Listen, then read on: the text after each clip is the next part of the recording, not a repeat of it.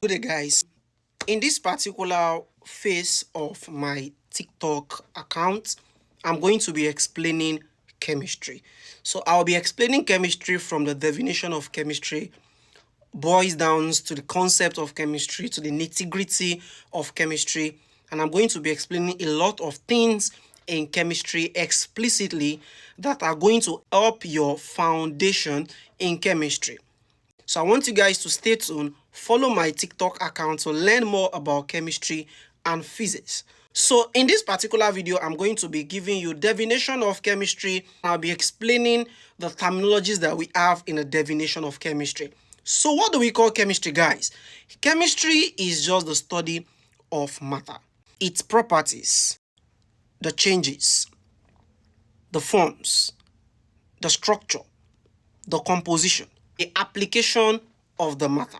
So that is basically what we call chemistry. So if you look at this definition, you are going to see that there are some key terminologies there that are very essential anytime we are talking about chemistry. The first one is matter. So what do we call matter?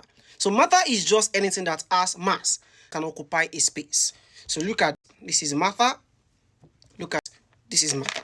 Anything that has mass and can occupy space is basically what we call matter. Now let's look at all these other terminologies that are attached to the study of matter. The first one that we are going to discuss in this particular video is the state of matter. Now, if you don't want to call it state of matter, you can call it forms of matter, or you can call it phases of matter.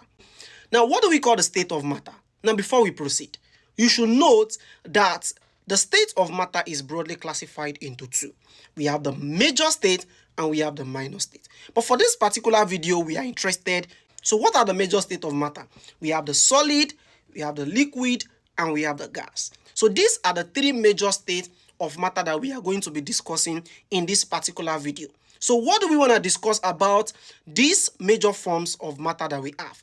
So the first thing we want to discuss about them are their differences. So what are the differences between the major state of matter that we have? The first difference that I'm going to be explaining is average kinetic energy. So what do we call average kinetic energy?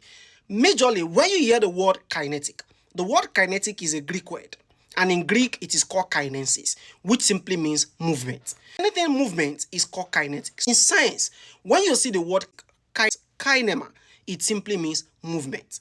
So kinetic energy is just the moving energy, the energy needed to move.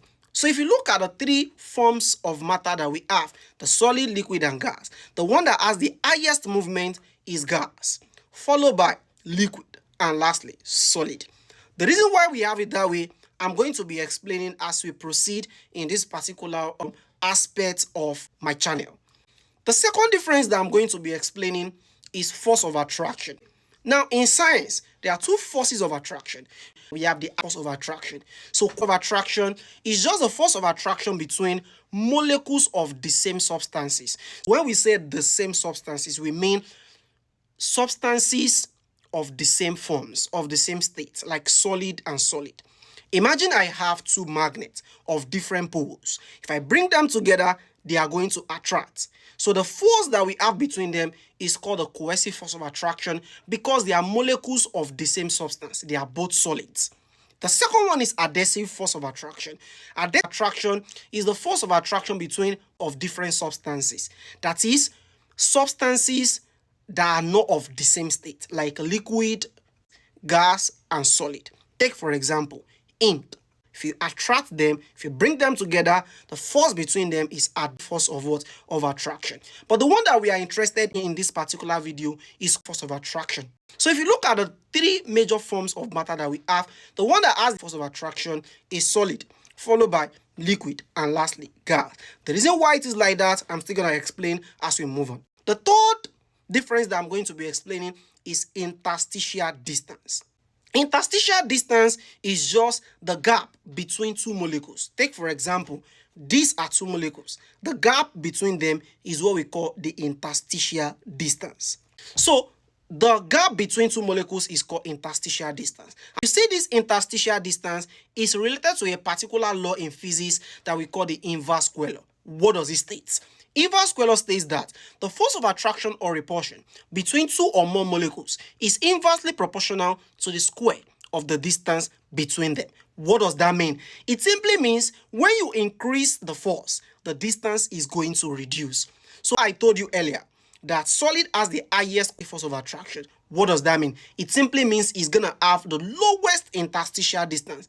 Gases, they have the lowest force of attraction. It simply means they are going to have the highest interstitial distance. Now, the fourth difference that I'm going to be explaining is how we measure them. How do we measure the major forms of matter? If I want to measure solid, I can either measure the mass or I measure the weight. If I want to measure the mass, I'll either make use of chemical balance or beam balance. And if I want to measure the weight, I'll either make use of spring balance or a weighing balance. We cannot use all these scales to measure liquid and gas directly. That is why if I want to measure, I'm going to make use of a containing vessel. But the difference between the measurement of liquid and gas using a containing vessel is that in liquid, there is free space. In gas, there is no free space. What does it mean? I have a container of 7 kg and I fill the container with 1 kg of gas. Do you think the gas is going to fill up the whole 7 kg? The answer is yes, because gases, they move randomly, they collide with one another and with the wall of the containing vessel.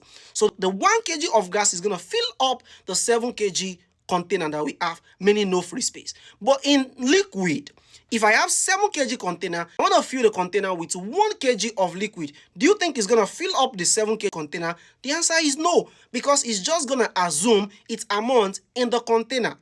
So that is the fourth difference. Now the fifth difference, which is the last difference that I'm going to explain in this particular video, is density. Solid has the highest density, followed by, and lastly, gas. The reason is going to be explained in physics. So these are the differences between our forms of matter. And this is the only thing I'm going to be explaining in this particular video. In our next video, I'm going to be explaining other terminologies that we have in the definition of chemistry. If you know of any other difference or differences that we have between our forms of matter, you can drop that in the comment section. Try as much as possible to follow my TikTok channel to learn more about the nitty-gritty of chemistry. So I'll see you guys in my next lecture. Thank you very much.